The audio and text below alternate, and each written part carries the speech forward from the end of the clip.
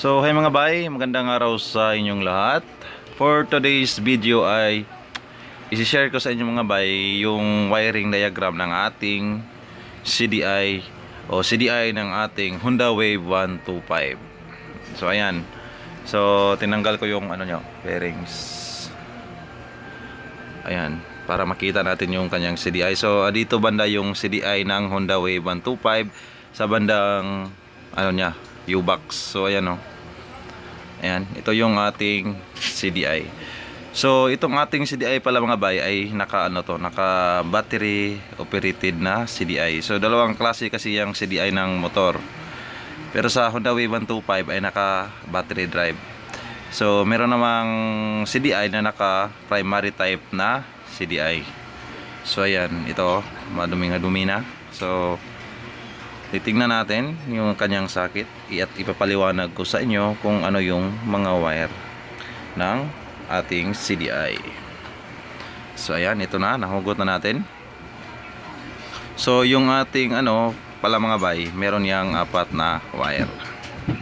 So meron yang itong black na may stripes na yellow, ito yung ating ignition coil. Ayan, yung ignition coil natin ay ito yon. Yung ignition coil na black na may yellow ay papunta dito sa ating ignition coil. Tapos papunta yan dito sa ating wako, papunta sa ating spark plug. Ayan. Tapos itong ating naman mga bay, green wire. So yung green wire natin, pagka Honda yung motor natin, ay ito yun naman yung wire ng ating negative. So negative wire yung ating green wire. Ito. Ayan. Konektado niya yung yung ating body ground. Ayan, ito negative din to.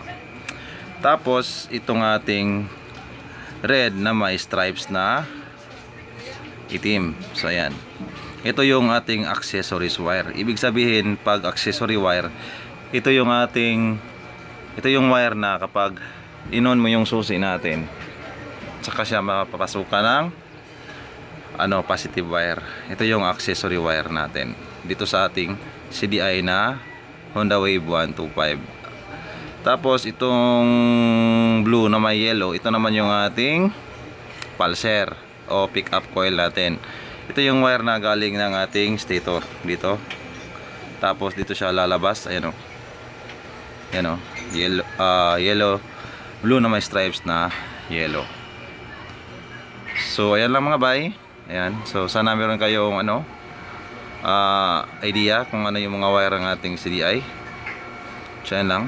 At saka kung bago ka pa lang sa aking YouTube channel, huwag niyong kalimutang mag-subscribe at saka hit na rin yung ating notification bell. So ayan lang. Ingat kayo palagi at drive safe sa inyong lahat at